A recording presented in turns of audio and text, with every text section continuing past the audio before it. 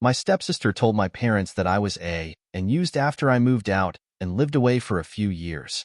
Her boyfriend later revealed that she was just jealous and wanted attention. I was 17 when that fateful family vacation happened. It's strange how I can still remember every detail, from the salty scent of the ocean air to the thick tension that filled our rented beach house. Back then, my half-sister Sarah was only 14, barely a teenager but already stubborn, opinionated, and way too good at holding grudges. I'd always felt a strange mix of sisterly love and rivalry with her, especially as we only shared a dad. But during that week, our relationship twisted into something different, something I hadn't seen coming at all. The trip was meant to bring us together. At least that's what Mom and Dad kept saying. We packed the car up, piled in all our stuff, and headed to this house on the coast that Dad had rented for a week. It sounded great on paper. Sun, sand, family bonding. But just a few days in, the whole vibe changed. It was a typical summer afternoon when things took a turn. The sun was beating down, and Sarah and I were on the beach, attempting to play nice. She'd been glued to her phone for most of the trip, completely uninterested in anything I suggested. I didn't get it. I thought she'd love being out by the water. But Sarah? She was more invested in whatever drama her friends were discussing online than spending any time with me. I'd had enough and snatched the phone from her hands, thinking it'd make her look around, engage with me, maybe even laugh it off. But Sarah's reaction was unexpected, to say the least. She screamed, loud, angry, and high-pitched, drawing the attention of nearby beachgoers. Embarrassed, I tried to laugh it off, but she wasn't having it. She called me a selfish brat and accused me of not understanding her. I don't know if it was the heat, her words, or something deeper, but I snapped back, accusing her of acting like a spoiled child. And that's when the shift happened. Sarah's face went blank, her eyes cold. She didn't yell back or storm off. She just looked at me, almost like she was trying to memorize my face, and walked away. At first, I thought it was just her being dramatic. I mean, Sarah was known for her teenage mood swings. But this time, she wasn't sulking. She genuinely ignored me. When we got back to the house later that afternoon, I tried talking to her, apologizing in my awkward way. I even offered to make it up to her by going shopping or getting ice cream. She didn't respond. She didn't even look at me. It was as if I'd become invisible. For the rest of the evening, I watched her interact with everyone else, Mom, Dad, even our younger cousins who'd come along on the trip. But me? I was completely shut out. The silence continued into the next day and the next. It was unsettling, and not just because Sarah was ignoring me, but because she was so good at it. No matter what I said, did, or how hard I tried to break through, Sarah kept that cold distance. It was as if she decided that I no longer existed in her world. And even though we were on vacation, trapped in the same house, sharing meals and activities, Sarah's silent treatment felt like a punishment. It wasn't just childish, it felt calculated, almost like she enjoyed making me feel isolated. Dad started noticing the tension by the fourth day. He pulled me aside in that concerned dad way, asking if something had happened between me and Sarah. I shrugged it off, blaming it on teenage stuff and hoping he'd let it go. But I could see the worry in his eyes, especially when Sarah avoided me even at the dinner table. Dad didn't push, but he watched both of us closely after that. By the time Friday rolled around, I was at my wit's end. It had been nearly a week of being ignored by my own sister, and it felt like a weight pressing down on my chest.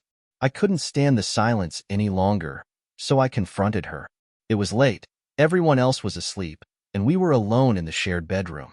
I just let it all out, asking her why she was being so harsh, why she was dragging this out. But instead of breaking down or forgiving me, she just gave me this smirk, a chilling, unsettling smile, and said, "Maybe this is how it's supposed to be, Anna. Maybe you're better off alone." That line hit me like a punch to the gut. I'd expected anger, maybe even tears, but this was different. I felt a shiver run through me. I couldn't sleep that night, replaying our exchange in my mind, wondering if I'd done something worse than I realized. I thought back to every word I'd said on the beach, every interaction we'd had. But no matter how much I analyzed it, I couldn't find a reason why she'd react this way. It was almost like she was punishing me for something bigger, something I wasn't even aware of. The last night of our trip, we had a family dinner at a seafood restaurant by the pier. The place was crowded, filled with laughter and the smell of grilled fish.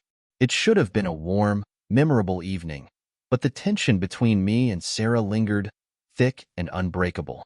I tried to ignore it, focusing on the food, the waves, the bright lights of the pier reflecting on the water. But every time I glanced at Sarah, she was staring at me with that same cold, unreadable expression. After dinner, Dad suggested we take one last walk on the beach as a family. I didn't want to, but I went along, trying to shake off the discomfort.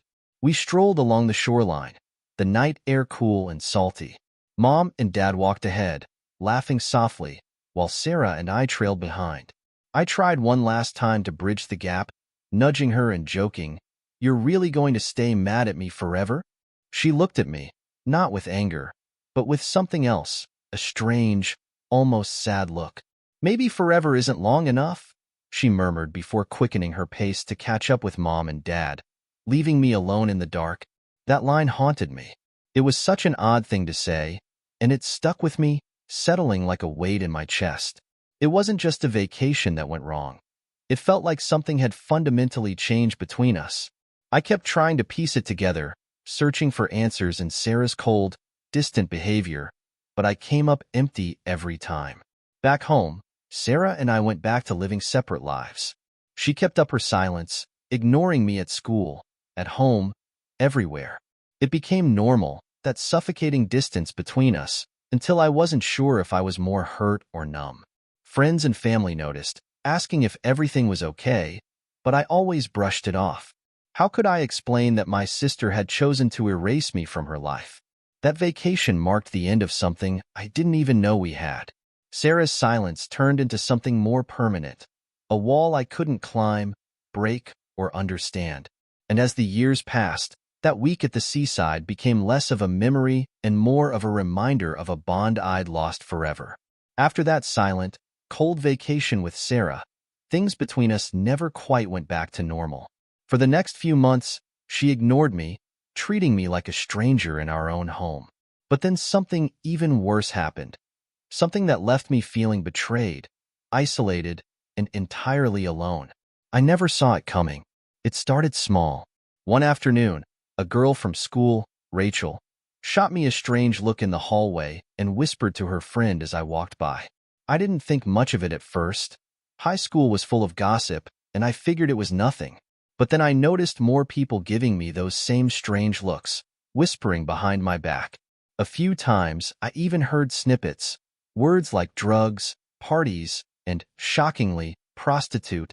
At first, I thought I was imagining things. There was no way anyone was talking about me in that way. I'd never touched drugs, and I definitely wasn't selling my body.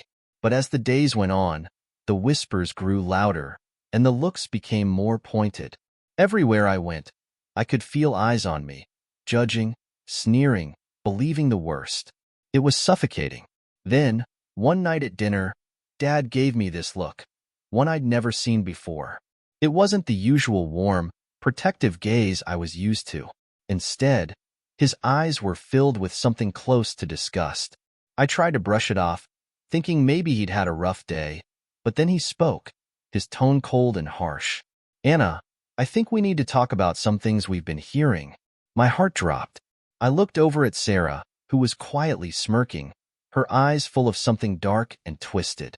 She didn't say a word, but I could tell she was enjoying this. "What are you talking about?" I stammered, my mind racing. Dad's face hardened. "We've heard some disturbing things, Anna. People are saying, they're saying you've been involved with drugs, and that you've been doing things to make money." I felt my face flush with shock and humiliation. "What? That's insane. Who would say something like that?"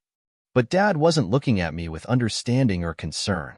Instead, he exchanged a glance with my stepmother, Karen, who looked at me like I was something dirty she'd found under her shoe. "Anna, don't lie to us," Karen said, her voice cold. "We know you've been sneaking around, going to parties, doing God knows what with God knows who." I couldn't believe what I was hearing. I looked back and forth between them, trying to understand how they could possibly think these things about me. I wasn't perfect, sure, but I was a good kid. I got good grades, I stayed out of trouble, and I'd never once given them a reason to doubt me. But now, here they were, looking at me like I was a criminal, like I was someone they didn't even know. "Dad, you know me," I said, my voice shaking. "You know I'd never do anything like that." But he just shook his head, disappointment etched into every line of his face. "Anna, it's hard to believe you when there's so much smoke around you. Where there's smoke, there's fire." I felt like I'd been punched in the gut. I didn't know what to say, how to defend myself.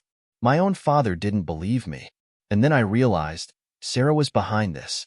She'd planted these lies, spread these rumors, all to turn my own family against me. I looked over at her, hoping to catch some glimmer of guilt or remorse, but she just stared back at me, her expression blank and cold. For the next few weeks, things got even worse. Everywhere I went, I could feel the weight of people's judgment pressing down on me. Teachers looked at me differently, my friends started avoiding me, and my own family barely spoke to me unless it was to criticize or question me. Sarah's lies had poisoned everything, and there was nothing I could do to stop it. One afternoon, I came home from school to find Dad and Karen waiting for me in the living room, their faces grim. I knew instantly that something was wrong. "Anna, sit down," Dad said, his voice strained. I sat, my heart pounding. Karen cleared her throat, looking at me with that same cold disdain she'd had ever since the rumors started. "Anna, we need to talk about your behavior," she said, her tone harsh. I opened my mouth to protest, but she cut me off. "No, don't interrupt me. We've heard from multiple sources that you've been engaging in some questionable activities.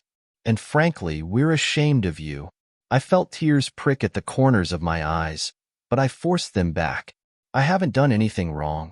I don't know who's telling you these things, but they're lies." Dad shook his head, his expression full of disappointment. "Anna, you need to take responsibility for your actions. We're not stupid. We know what's going on." I looked at him, my heart breaking. "Dad, please, you have to believe me. I'm telling the truth." But he just sighed, looking away. I don't know what to believe anymore. From that moment on, my life became a living nightmare. My father and Karen treated me like a stranger, someone they didn't trust or respect. I was constantly under scrutiny, every move I made watched and judged. They even started searching my room, looking for evidence of my supposed drug use or questionable activities. Of course, they never found anything, but that didn't stop them from believing the worst about me. At school, things were just as bad. Sarah had made sure that everyone knew about the rumors, and my classmates treated me like a pariah. Friends I'd known for years turned their backs on me, too afraid or too disgusted to be seen with me. I tried to defend myself, to explain that it was all a lie, but no one believed me. The more I protested, the guiltier I seemed. One day, I was sitting alone in the cafeteria when a group of girls walked by, snickering and whispering. I heard one of them say, loud enough for everyone to hear, "I heard she'll do anything for $20. Laughter erupted around me, and I felt my face burn with shame. I wanted to disappear, to run away and never come back. After that, I started skipping school, unable to face the constant humiliation and judgment. I spent my days wandering around town, avoiding places where I might run into people I knew. I felt like I was living in a nightmare, one I couldn't wake up from. One evening, I came home to find Sarah sitting in the living room with Dad and Karen, her face the picture of innocence. She looked up at me, her eyes wide and sad, and said, "I'm worried about you, Anna. I think you need help." I stared at her, unable to believe what I was hearing. She was the one who'd started all of this, who'd ruined my life with her lies, and now she was pretending to be concerned about me? I wanted to scream, to tell Dad and Karen the truth, but I knew they wouldn't believe me. They'd already chosen to believe her over me, and nothing I said would change that. Sarah's lies had taken everything from me.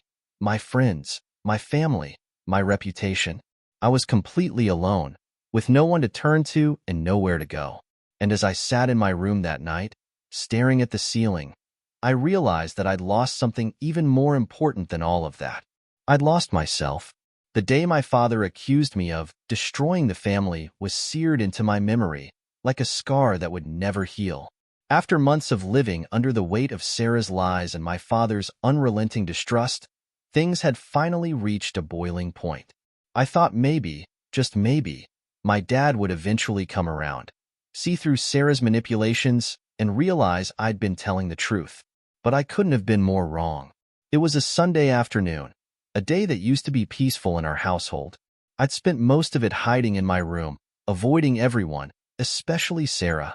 Every time I looked at her, I saw that smug satisfaction in her eyes, that glint of victory she wore like a badge of honor. I couldn't stand it. Around mid-afternoon, Dad knocked on my door, and I knew immediately that this wasn't going to be a friendly chat. "Anna, we need to talk." "Now," he said, his tone so cold it sent a chill through me. I followed him into the living room, where Karen and Sarah were already sitting, their expressions grim. I felt like I was being led to an interrogation, not a family meeting.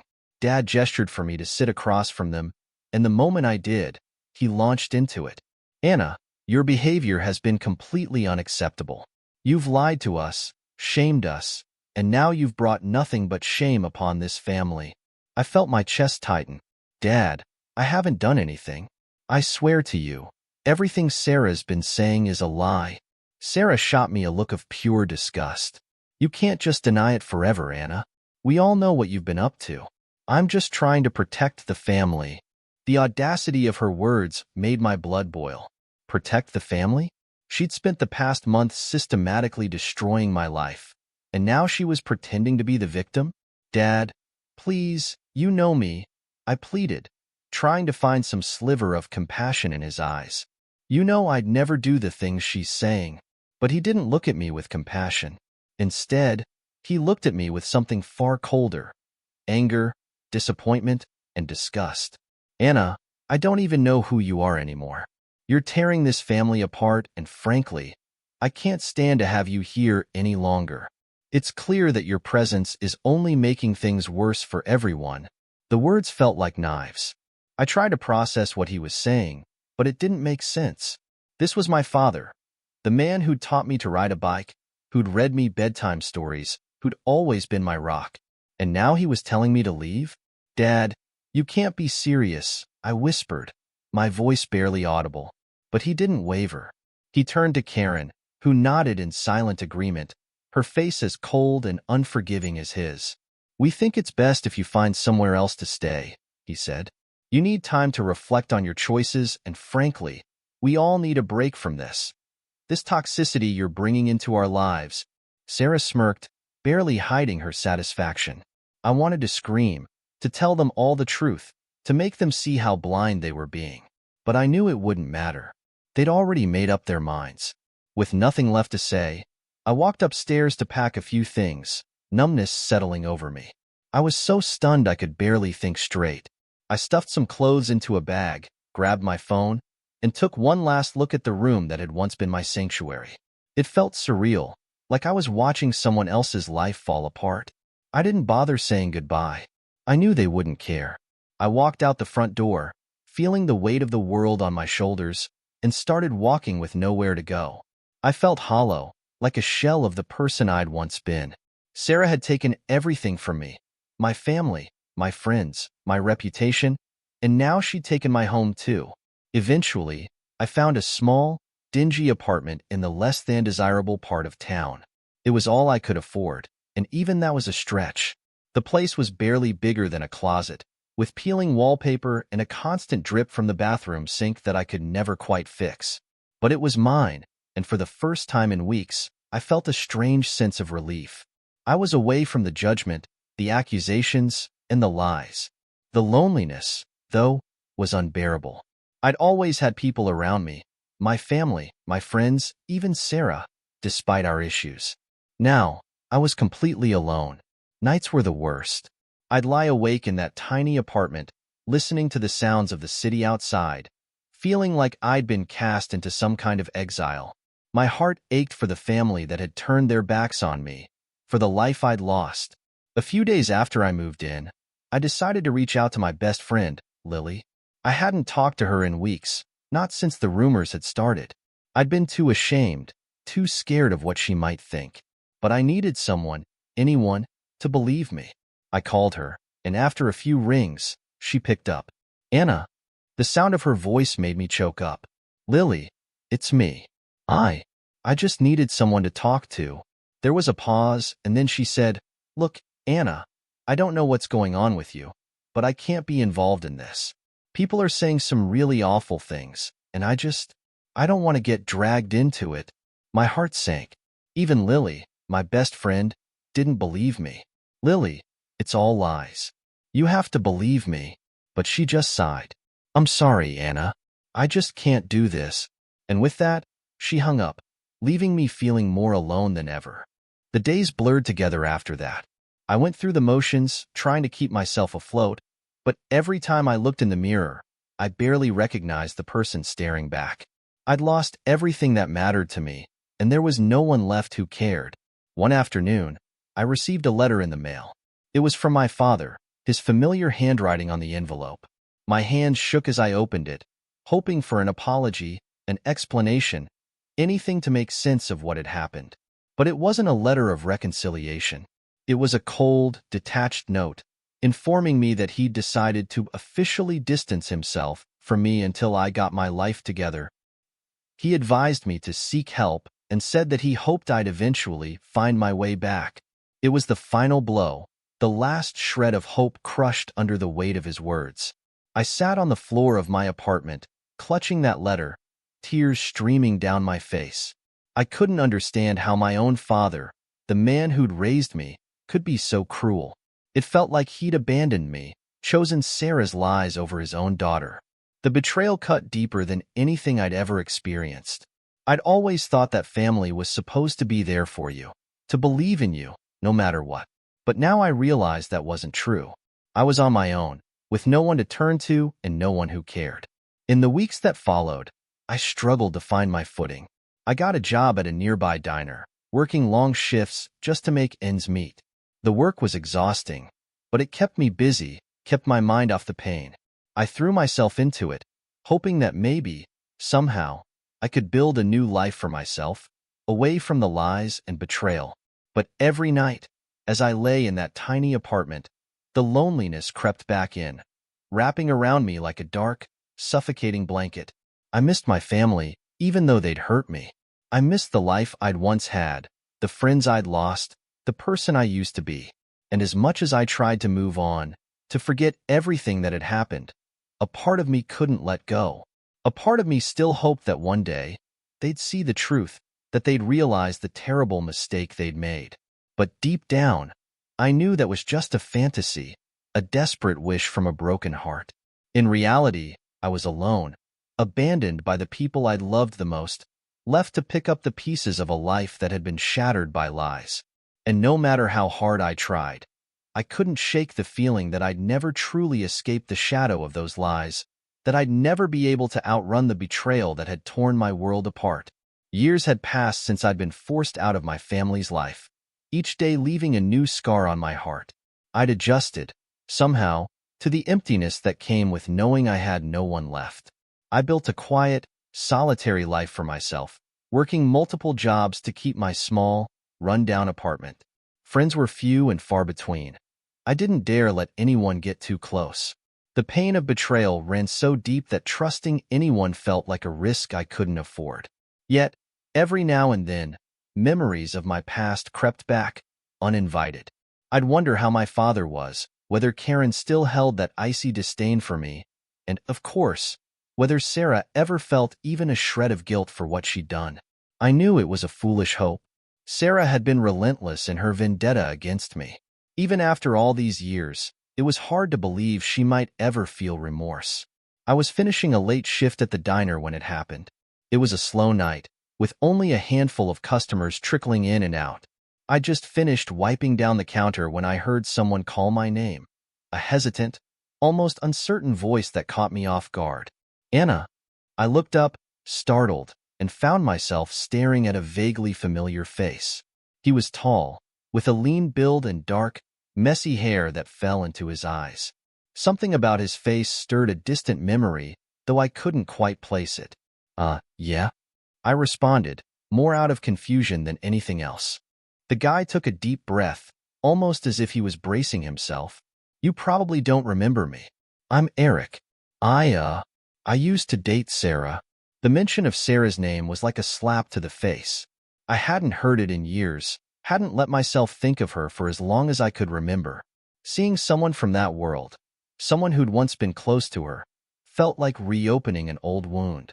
Oh, I said, not sure what else to say.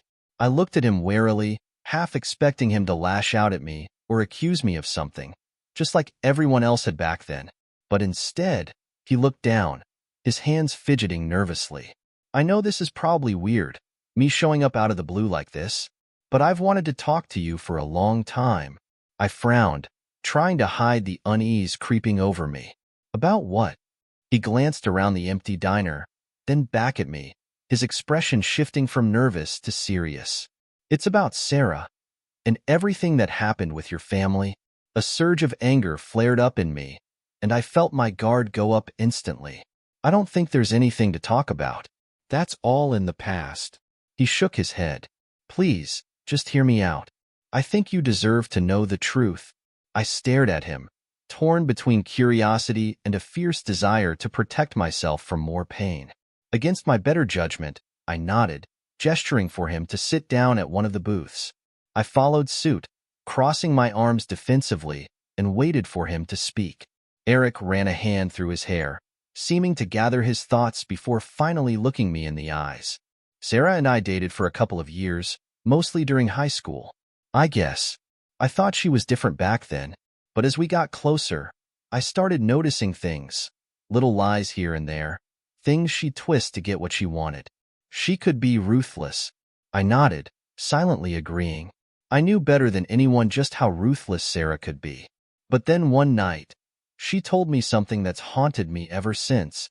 Eric's voice grew quieter, almost hesitant. She confessed that everything she'd said about you, the drugs, the other stuff, it was all a lie. She made it up because she was jealous. The words hung in the air, cold and heavy. For a moment, I thought I hadn't heard him right. Jealous? Jealous of what? Eric looked away, guilt evident in his expression. She never got specific, but I think it was about the way your dad treated you. She said she always felt like he loved you more, like you were his real daughter and she was just there. She felt invisible.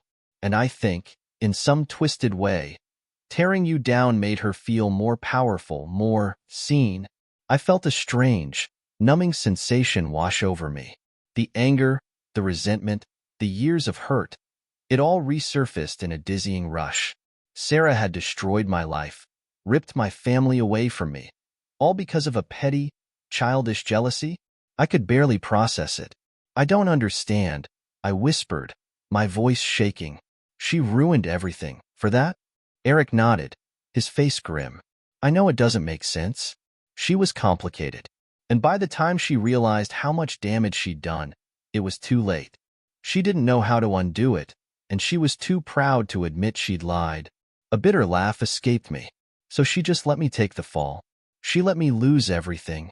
Eric reached across the table, his expression filled with an earnestness that surprised me. Anna, I'm sorry. I know that probably doesn't mean much, but I am. I should have come forward sooner, said something, done something. I didn't realize how serious it was back then. I pulled my hand back, not wanting his sympathy. You didn't have to live through it. You didn't have to lose your family, your home, your entire life. He looked down, guilt etched into every line of his face. You're right. I didn't. But when Sarah finally admitted the truth, it tore me up inside. I ended things with her not long after that, but it's haunted me ever since. I leaned back in the booth, trying to process everything he'd said.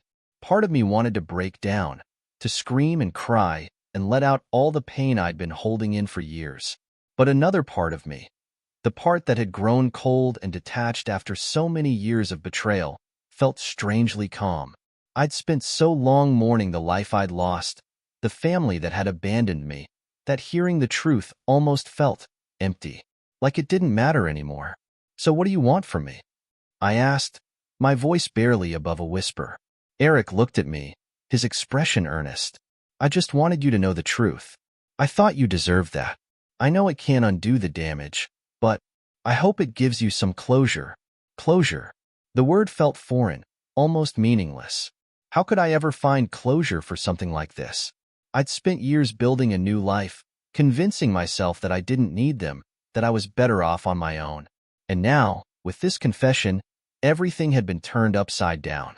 I nodded slowly, not really sure what else to say. Thank you, I guess. Eric stood up, clearly uncomfortable. If you ever need anything, or just someone to talk to, I'm here. I know it's not much, but it's all I can offer. I nodded again, not trusting myself to speak. With one last look, Eric turned and left, leaving me alone in the dimly lit diner. I sat there for a long time, staring at the empty booth across from me, trying to make sense of what I just learned. In the days that followed, I found myself thinking about my family more and more. Part of me felt an urge to reach out, to tell them that I'd been right all along, that I'd been innocent. I wanted to see the look on my father's face when he realized how wrong he'd been, when he understood the pain he'd put me through because of Sarah's lies. But another part of me, the part that had been burned so deeply by their betrayal, wanted nothing to do with them. They hadn't believed me when it mattered, hadn't stood by me when I needed them the most. They'd chosen Sarah's lies over my truth, and no confession could change that. One evening, I sat alone in my apartment, surrounded by the quiet solitude I'd come to know so well. I thought about my father, about Karen, about the family I'd once had. I thought about how easily they'd cast me aside, how quickly they'd believed the worst of me without a shred of evidence. And I realized, in that moment, that I didn't want them back in my life. Sarah's confession didn't erase the years of pain, the countless nights I'd spent alone, wondering why I wasn't enough for them. It didn't erase the feeling of being abandoned, of being seen as a stranger by the people who were supposed to love me unconditionally. And it certainly didn't make up for the fact that they'd chosen to believe a lie over their own daughter. So I made a choice to leave the past behind, to move forward without them. I didn't need their apology, their guilt, or their remorse.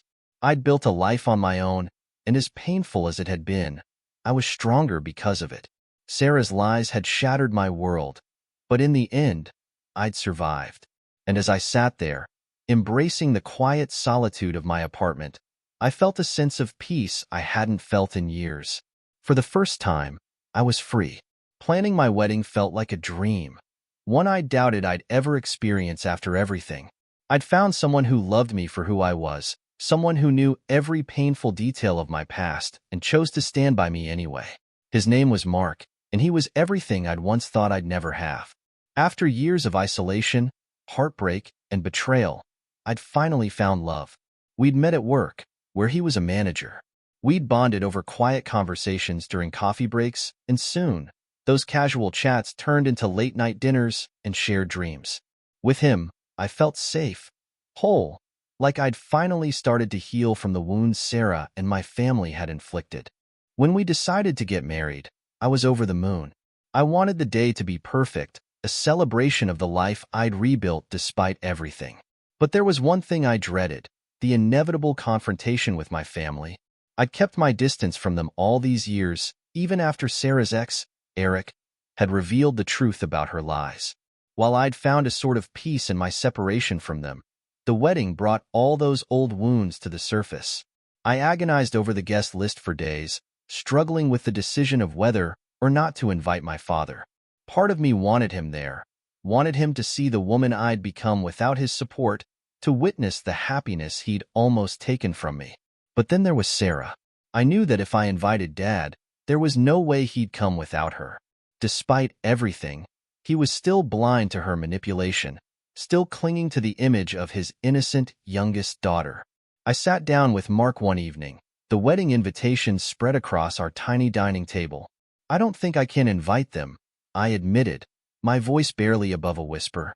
Mark took my hand, his gaze steady and reassuring. You don't owe them anything, Anna. This day is about us, about our future. If having them there is going to bring up all that pain, then maybe it's best to keep the guest list to people who actually support you. I knew he was right. This was my day, our day. I shouldn't have to share it with people who had made my life a living nightmare. So, with a mix of relief and trepidation, I made my decision. I didn't include Sarah's name on the invitation, nor did I send one to my stepmother, Karen. Instead, I sent a simple invitation to my father, hoping he'd understand that this was my way of setting boundaries. Days passed, and I received RSVP after RSVP, each one filling me with excitement. But I heard nothing from Dad. Part of me clung to the hope that he'd come, that he'd put aside his loyalty to Sarah for just one day. But deep down, I knew that was wishful thinking. Then, about a month before the wedding, I received the call I'd been dreading. I was in the middle of finalizing details with the caterer when my phone buzzed, and I saw my father's name flash on the screen. My heart pounded as I answered, unsure of what to expect. "Anna," he began, his tone colder than I'd ever heard it. "I received your invitation." I took a deep breath, bracing myself. "I'm glad you did, Dad. I really want you to be there." There was a long pause, and I could practically feel the tension through the phone. "There's a problem, though. You didn't invite your sister." I felt a familiar surge of frustration and hurt. Even after all these years, he still couldn't see the damage Sarah had caused, the lies she'd spun that had torn our family apart. "No, Dad, I didn't," I replied, keeping my voice as steady as I could. "This is my wedding, and I don't want her there. After everything she's done, I think that's more than fair." Dad's voice hardened. "Anna, she's your sister. Family is family, no matter what. If you're going to start your new life by holding grudges, you'll only end up hurting yourself." I couldn't believe what I was hearing. Even now, he was trying to guilt me into forgiving her, as if I was the one in the wrong. "She's not my family, Dad," I said, the words spilling out before I could stop them. "She made that choice years ago when she lied about me, when she turned everyone against me. I've moved on, and I don't need her in my life anymore." There was another heavy silence before he spoke again, his voice laced with disappointment. "Well, if Sarah's not welcome, then neither am I." The ultimatum hung in the air, cold and final.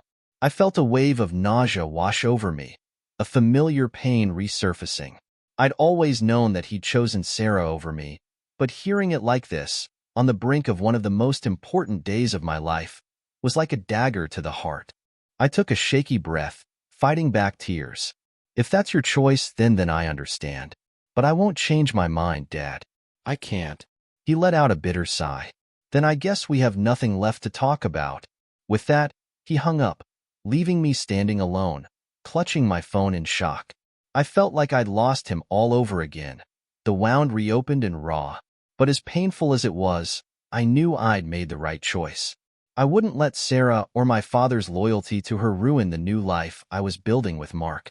In the weeks leading up to the wedding, I threw myself into the preparations, trying to distract myself from the ache of my father's rejection.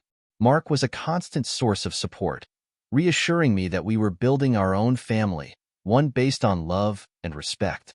His parents welcomed me with open arms, treating me like the daughter they'd never had, and their warmth helped fill the void left by my own family's absence.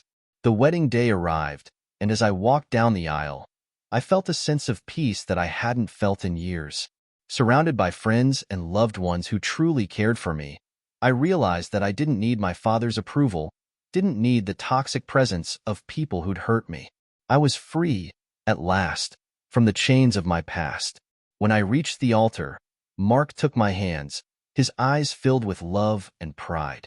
I knew in that moment that I'd made the right choice, that I was exactly where I was meant to be.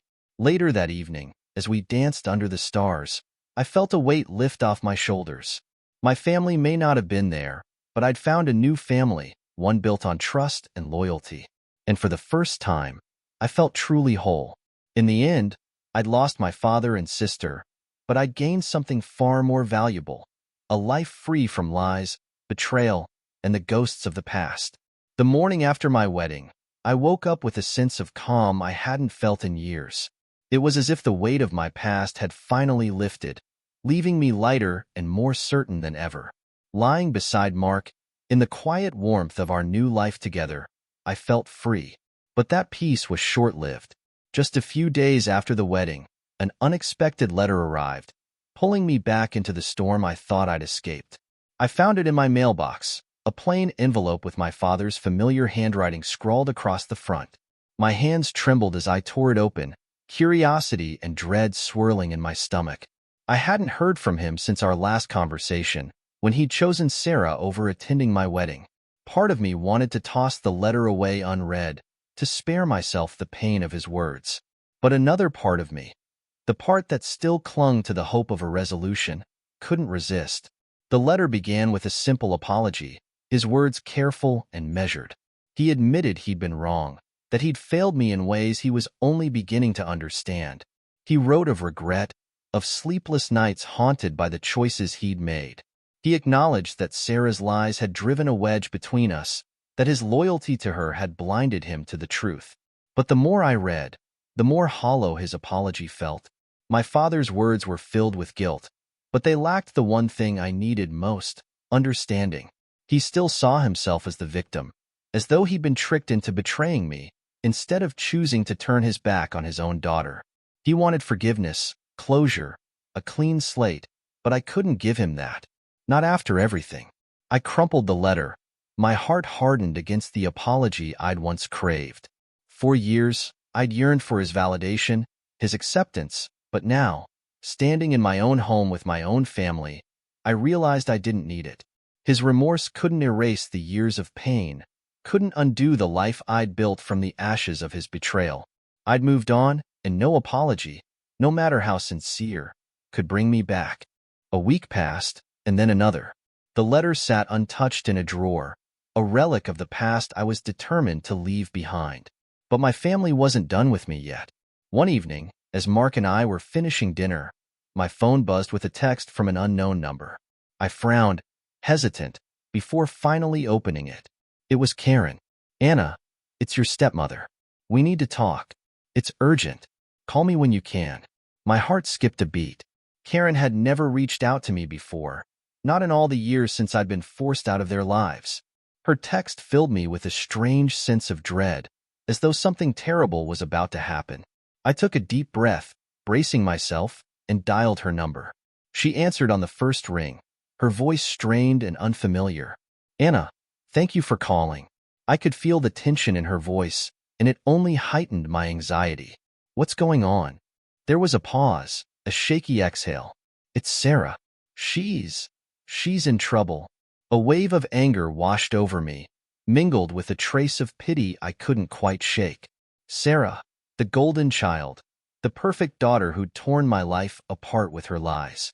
The last thing I wanted was to hear about her problems, to be dragged back into the chaos she'd left in her wake. "What kind of trouble?"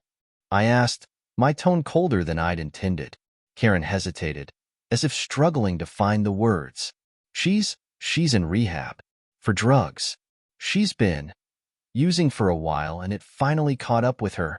I couldn't hide the shock that surged through me. Sarah, in rehab? The same Sarah who'd accused me of drug use, who'd turned my own father against me with her fabricated tales of addiction. The irony was almost too much to bear. "And what does that have to do with me?" I asked, my voice edged with bitterness. "Anna, please," Karen said, her voice pleading. "Your father and I, we're struggling. This has been so hard on all of us, and we need you. We need our family together to get through this." A bitter laugh escaped me. "Family? You threw me out, believed every lie she told, and now you want me to come back because she's finally facing the consequences of her own actions?" "Anna, I know we made mistakes," Karen said, her voice breaking, "but Sarah is in a very dark place right now. She needs support, and so do we. Please, just come see her. Just talk to her." The idea was laughable. After everything Sarah had done, after all the years I'd spent rebuilding my life, they wanted me to swoop in and save her? I could feel the anger bubbling up, years of suppressed resentment rising to the surface. "No, Karen. I won't come back," I said, my voice steady. "Sarah made her choices, and so did you. I've moved on, and I'm not going to sacrifice my own happiness to clean up your mess." There was a long silence, and for a moment, I thought she'd hung up. But then I heard a soft sob, a sound I'd never thought I'd hear from my stoic, unyielding stepmother. "Please, Anna," she whispered. We need you. Your father. He's not handling this well. He blames himself. He's falling apart, and I don't know how to help him. The guilt in her voice was palpable, and for a fleeting moment, I felt a pang of sympathy. But it was quickly overshadowed by the years of pain they'd inflicted on me, the countless nights I'd spent alone, abandoned and betrayed. I'm sorry, Karen, I said, my tone resolute, but I'm not coming back. I've made my peace with the past, and I'm not going to let you drag me back into it. With that, I ended the call, a sense of finality settling over me. I'd spent years waiting for an apology, hoping for a reconciliation, but now, faced with the reality of my family's dysfunction, I realized that I didn't need them. I didn't need their guilt or their pleas for forgiveness. I had my own life, my own family, and I wasn't going to sacrifice that for people who'd cast me aside.